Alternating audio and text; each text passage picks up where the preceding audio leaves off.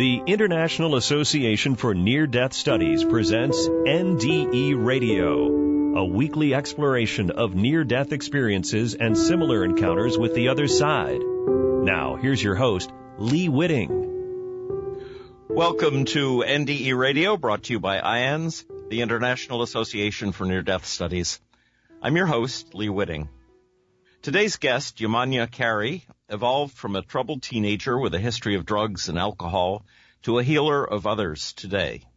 She did this in part from what she learned at the age of 17 when she shared in her grandmother's death experience, and later through her own NDE at the age of 23, an experience that turned her life in a whole new direction. Yemanya has been working in the fields of education, health, and wellness now for over 25 years.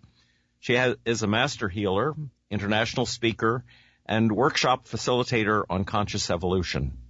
She studied in numerous philosophies and religions, as well as over 16 healing modalities. Today, Yemanya offers her own art of healing as a conscious channel for light language and vocal sound healing, with the purpose of helping people realize higher states of consciousness, the remembrance of their divine purpose, and why they are here. Yemanya, welcome to NDE Radio.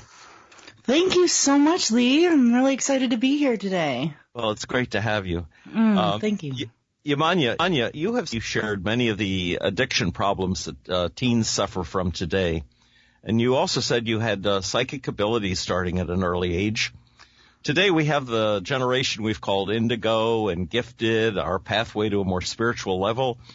And yet we see these gifted kids addicted to drugs and alcohol and video games. So do you think from your experience that they might be afraid of their own potential and abilities? I absolutely do. I've definitely, I'm well educated in the philosophy of indigo children and had the opportunity of working with Nancy Ann Tappy, who created the concept of indigo children, and she said that I definitely was one. and I think that a lot of the children that are being born now are gifted with so many abilities to be empathic and take on the external environments and process it in a different way. And there's not a lot of people out there that are offering mentorships or giving them a sense of knowing that that's okay to be that way and how to work with it. So I know in my own personal story, over time it became so overwhelming when I would walk into a room and I could hear people's thoughts and feel people's feelings that I turned to drugs and alcohol as a part of a way to basically turn it off. So, yeah, I definitely do believe that there's a fear around these gifts because it's not necessarily brought into the societal norm yet. And so they are turning to drugs and alcohol as a way to, cope as a coping mechanism. Just out of curiosity, do you think there was anything positive about your drug experience? Oh, absolutely. I mean, there isn't anything that happens in our life that isn't, it may seem like a trauma in the beginning, and yet there's always a purpose and a reason that's growing, pushing us into like an evolution of growth. And, what I got to experience through my drug addiction was, understanding the darkest of the dark, going into places that most people don't get to see, so that I can have compassion and a deeper understanding for other people who are struggling with the idea of addiction or escapism. And it is what's really pushed me into moving towards like the greater purpose of who I am and what I'm supposed to do. So if I hadn't had that, it wouldn't have been the catalyst to launch me into greater things. An earlier generation, kids were probably taken to first Sunday school and then church and had a sense of the spiritual. Many kids don't get that experience anymore, and it's my suspicion that to broaden their understanding of reality, they start taking drugs. So, yeah, it's interesting because, like you said, like a lot of children aren't brought up that way, and I wasn't. I was not brought up in a highly religious situation. We were Christian. We celebrated Easter and Christmas and stuff. And but I did have one contact with religion when I was younger, where my parents would send me to a Christian camp every summer. And I thought it was just more fun. And we had like about a 15-minute Bible study, which I didn't really quite understand. But what I did grab from that was a really deep sense of spirituality. It was actually the foundation for me to be able to connect in with the unseen forces that I didn't understand. So I found myself, as a young child, like 8, 9 years old, communicating with Jesus because I could sense him and feel him. And that was my gateway or my journey into understanding the greater forces or the greater universal, energies that actually work with us and through us. Mm. So do you think that contributed in part to your finally getting out of the alcohol and drug syndrome? I think, yeah, with the drugs and alcohol, what they talk about is like really reaching your bottom. And, we'll talk about my NDE at 23, but I think it was definitely a supportive aspect later on. At the time, I didn't, as a child, I just was like, wow, I'm sensing these things. I would see, ambulances drive by and I could sense and feel what the person in the back of the ambulance was going through. And then I would call upon, the God and just say, let's pray for that person and hope that they get better. So I learned at a young age the power of prayer. And I think, when you're overcoming an addiction, like finding the higher power is one of the steps. And so that made it easier for me to work through the 12-step program of AA for sure. Mm-hmm. Well, tell us what happened when you were 17 and your grandmother was dying. Yeah. So, my grandmother had been sick for a long time and she was in the hospital and, we got the phone call and my parents called me in and I was 17. So I drove over and, I was sitting in the room and it was really like there was an intense electric energy because, my grandmother was going through that phase where she would stop breathing and you think it was complete, but then she would start breathing again. And so I stepped out of the room because for me, the anticipation and the trauma that I was feeling with my family was really intense. So I stepped out and took a few breaths for myself. And when I stepped back in, my grandmother did take her final breath. So I was standing in the back of the room. In that moment, I watched a gold sparkly shimmer move out from the center of her body and then go up into the corner of the room. And in that moment, my consciousness went with hers up into the corner of the room so that I could view the whole picture with her. So my father sitting there holding her hand and my brother standing at the edge of the bed crying and my mother standing there as well. And then I could feel that deep sense of love, like when you're standing in the gateway between life and death, the portal of love that just pours through. And it like brought shivers and chills through my body. So I was able to sit and witness and see the bigger picture of what she got to experience, what she got to feel in her lifetime. And then I came back down into my body and then I watched the gold shimmer disappear through the corner of the room. As a chaplain, I had that experience once. It's overwhelming. It is. I described it as a golden honey just sort of pouring down into the room. I thought of it more as a something thick like honey that now you're describing it as a shimmer, but the gold was definitely there, mm-hmm. and the power of the love was just amazing. Yeah, the doorway of the what I call the death gate is so beautiful, and yeah. Have you had communication from her since then? With that particular grandmother, no, not so much. My other grandmother just passed away in May, and I was also, given the opportunity to be the one to midwife her to the other side. And what was a challenge was because they kept giving her morphine and stuff.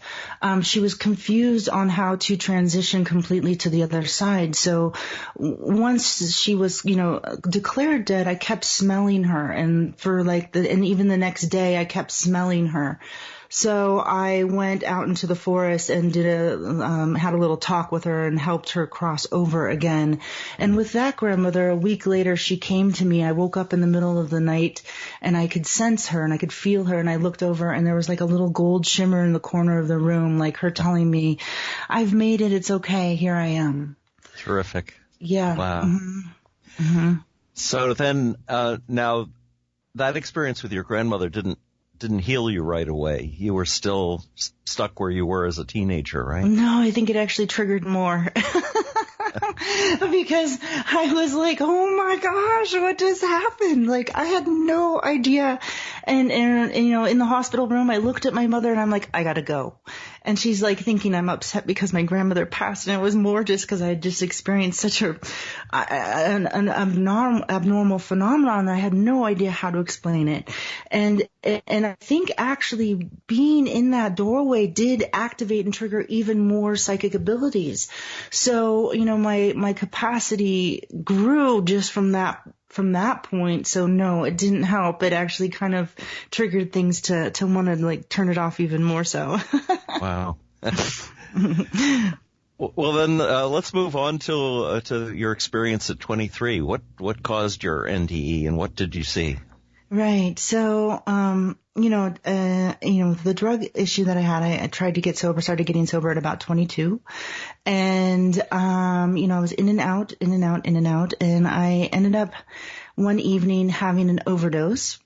And what happened was I knew that I took too much. And at that moment I go, oh no. And I went to this place of open, expansive void. And I know a lot of people talk about going to the light, and I didn't necessarily see the light, but I was in this open, expansive void, and I was given a choice. These voices were talking to me, and they said, you can come back to us now and be reborn and do it all over again, meaning you've got this lesson, you need to learn this, or you can go back now and finish what you came here to do. And I think also in hindsight, when I've replayed this memory over and over in my head, I think they also showed me what that was. But then, coming back into the body, of course, the veils, become clouded and you don't necessarily remember everything. But in that moment when I said no, heck no, I'm not doing this again, because I was already in so much trauma. I was I'm not going to do this again. Send me back now. Let me just get this over with. And so I started traveling through the tunnel, and in the back right corner behind my right ear, I started hearing the word breathe, breathe, breathe. And the tunnel got faster and faster and faster until all of a sudden I came in, and I was just took that gasping inhalation, that inhalation breath, and I was back. And, at the time I had no idea what happened to me. I had no idea. I just knew that the person that I was with was freaking out and was you weren't breathing for 4 minutes and your lips were blue, and then I'd had this radical transformation and experience. So from that, I ended up actually getting sober within about a month and a half after that experience. Was this had anyone done CPR on you, or were they just watching you die? They were just watching me die. Oh, great. Yeah, isn't that lovely? Yes. Yikes. That's enough to sober you up right there. Yeah.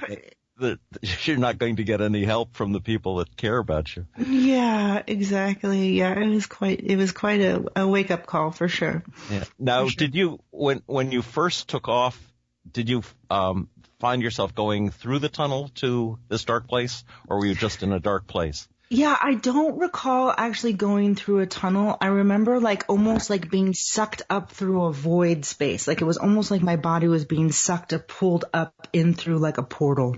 And that's the only way I can describe it. It's almost like being pulled into a 0 point field, if there's a way to describe it. Yeah. And did you see anyone, or was it just the voice that you heard? No, I didn't actually see anyone, although, in hearing other people's stories, I'm darn, I wish I would have.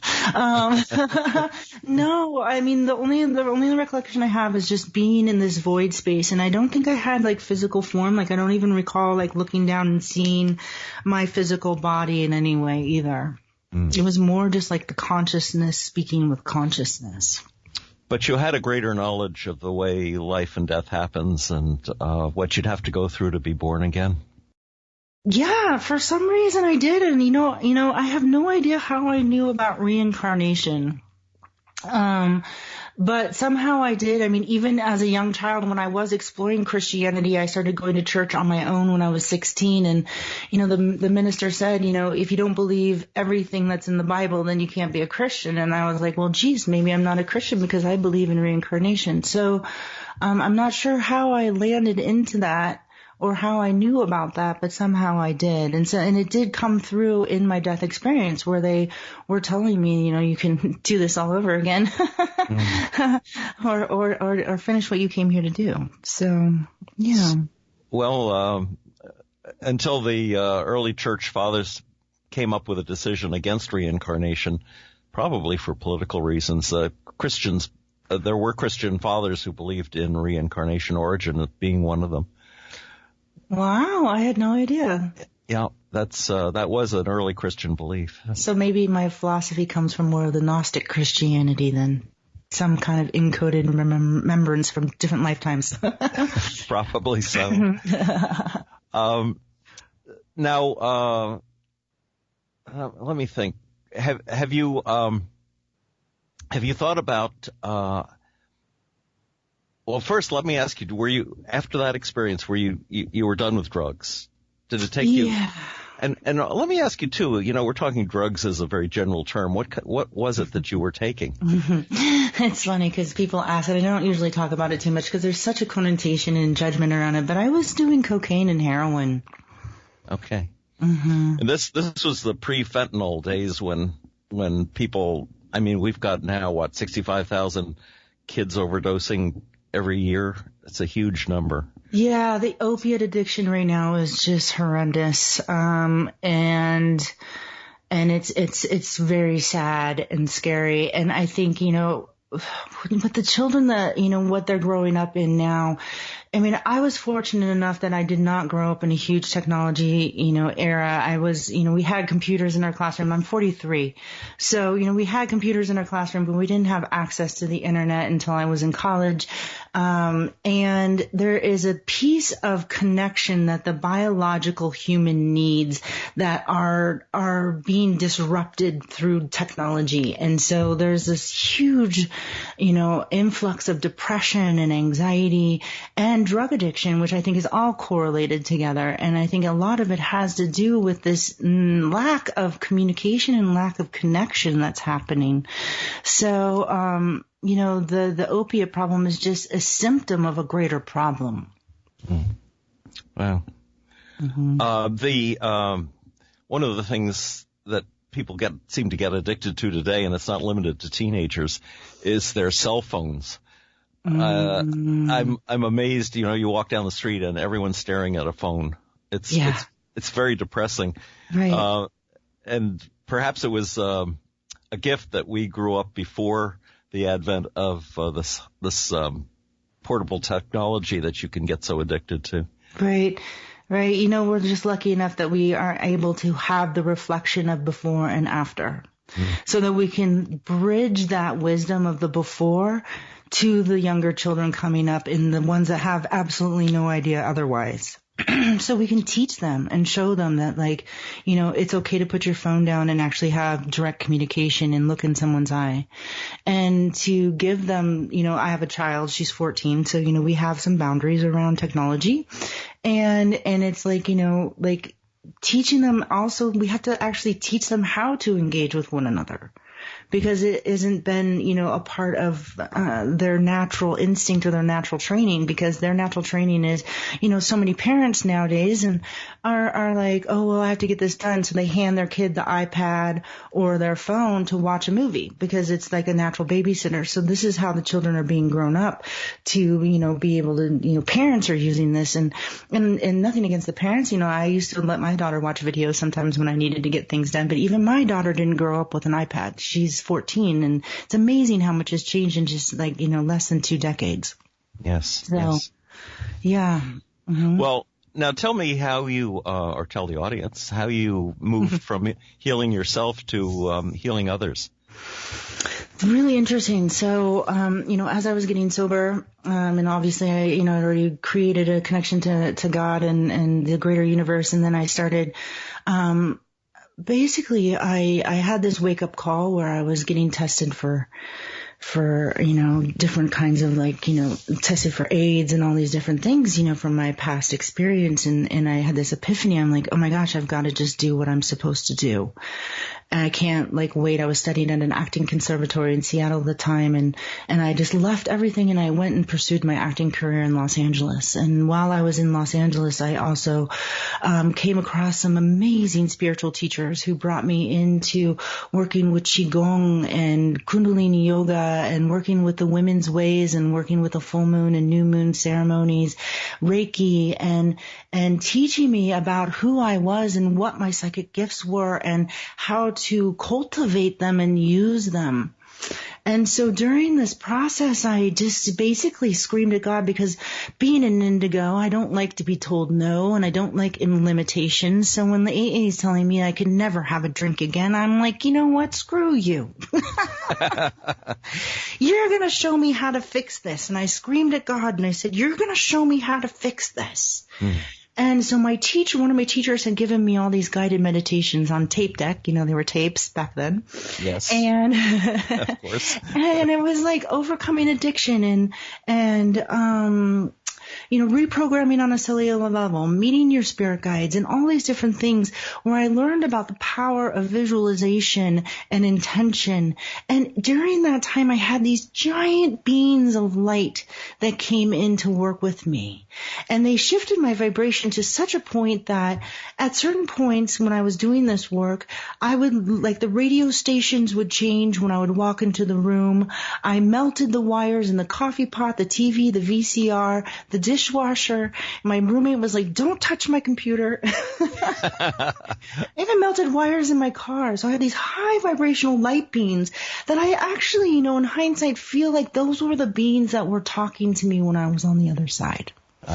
And they came in and they showed me how to work with light and breath and sound and visualization and concepts. I had these ideas and concepts and ways to heal myself, because addiction really is just a symptom of a greater problem of wanting to escape. And that we shut ourselves off from our emotional body, so then that builds up. And over time, then we need to escape even more, because when the emotions come up, they're so ferocious, we don't know what to do with them. So they taught me how to go into the emotional body, into the pain body, and how to work with these technologies of light, sound, visualization, and breath, and start to decode and unplug these emotional patternings, not only from my drug addiction stuff, but even family emotional patternings that I had taken on. And through that, I came to this light language, which is this really interesting language that channels through me, that works with clearing codes in the body. And I was even more confused at that point, because here I have all this amazing stuff, and literally after a year of working through the emotional pain body and crying and getting these technologies and informations, I am actually able, I did clear and heal the addiction. It's not that I don't have the thread of escapism still to be aware of and conscious of, because it's a part of who I am. But I am healed from the emotional component to where I actually can go and have a glass of alcohol if I want to, and just one. I don't get crazy. I have no desire for drugs or alcohol, drugs or, even really alcohol for that matter. I hardly ever drink if ever. But I can, if I choose to, have a glass of wine and be fine. So it led me to just train under master teachers and healers, trying to understand and explain what was that information that I got. So I have a very vast tool belt of information from my exploration to understand what it was that I was given in that moment. Mm-hmm. Have you been able to help other addicts with their addiction? Yeah, I haven't really primarily focused on addiction. I work in so many different fields and avenues. I mean, I've worked with people who have had birth traumas. It seems to me that a lot of my work has revolved around birth and death. So I worked a lot with moms and children and babies, and working with them before they came into birth, and then also afterwards. So if there's any birth traumas or things that they've taken on, I help to clear and rectify some of that stuff. Definitely there have been addicts that have come through that I've worked with and helped empower them back into their, the remembrance of who they are. You know, we get so shut down and told not to be who we are. And so it's really just like peeling away the layers and giving them permission. Because what I have found with a lot of addicts is that they are just so extra sensitive. There's a lot of them are empathic and extremely sensitive. And so part of what they do is to escape from that sensitivity is also to use drugs and alcohol. So yes, I have supported a lot of alcoholics, but I also have worked with, cancer patients. I have worked with a whole vast gamut of so many different issues. I've been very, very blessed with what it is that I get to offer. I'm so grateful every single day. Speaking of infants, let me ask you what your opinion is of when the soul enters the fetus. This is an interesting one. And I'm going to say that I cannot tell you for sure. My experience has been that in my own pregnancy and with other women is that the consciousness of the baby or the soul is around the mother even before conception. And so there is a communication that can happen. I know with my own daughter, I was in communication with her as soon as, I knew I had conceived.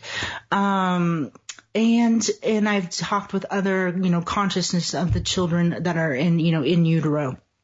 I think the consciousness will step into the body occasionally to start to get acquainted and acclimated to what that is going to feel like.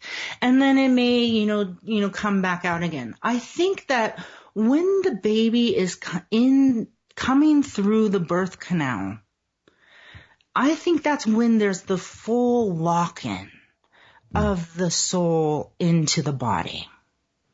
So there's like this birth, because the mother and the baby are working together in the birth process.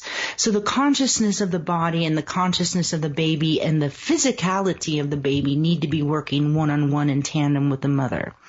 So I feel like as the baby is getting ready to be born, and maybe even like a day before or during the birth process, but definitely when it's coming down the birth canal, it is in the body, and especially as soon as it takes that first breath. But the thing that's really fascinating and working in education, and I've worked with young children for a long time, is that the body of the soul doesn't fully incarnate until they're about 7 years old. So up until the age of 7, they're still, kind of vacillating between two worlds. That's why it's really hard to get your child to remember every single morning to put their shoes on before school. You're like, come on, honey, come on, we're focusing here. So there is this incarnation point where they are literally like dancing between worlds, really a lot, more and more until the full incarnation, till it fully locks into the body at age of 7-ish. Wow. Around 7. Very neat. So it's an additional level of understanding to say, well, the brain hasn't fully developed until you're a certain age, but to say the soul hasn't fully integrated into that body until a certain age. Yeah, absolutely. And, there's spirit guides, like up into the age of 7, the parent spirit guides and the child spirit guides are working together at the same time to keep the child safe because, like I said, they're not fully incarnated. So then around 7 is where that transition happens. And so then the parent spirit guides step back and allow the child's parent guides child's spirit guides to really kind of take over as well because they're more in there. But yeah, the brain develops as well as the soul. And that's why we have all these children reporting their memories of past lives up until, when they're like 4 and 5 and why they have the memories of those things or memories of past loved ones is because they're still really dancing between the worlds. Yes. Wow. Oh, well, this has been fascinating, Yemanya. We are out of time for today. Yes. If anyone wants to get in touch with you, should they go to your website? Yeah, the website's a great way to get a hold of me. I have, contact information there. You can email me directly through my website. Yeah, okay. That's great. Mm-hmm. And that's YEMANYACAREY.com? That is it, YemanyaCarey.com. Okay. Thank you, Yemanya, for sharing your story with us today. Thank you so much, Lee, for having me. It's been such a pleasure. I feel so blessed to be able to share and gift in any way that I can. So thank you for giving me that opportunity. Well, you have blessed us as well. If anyone out there would like to listen again to this or any of our past shows, just go to our website at nderadio.org. For more information about the work of IANDS, check out their website, IANDS.org. And tune in again next Monday, 11 a.m. Eastern, for more NDE Radio. This is Lee Witting saying thanks for listening.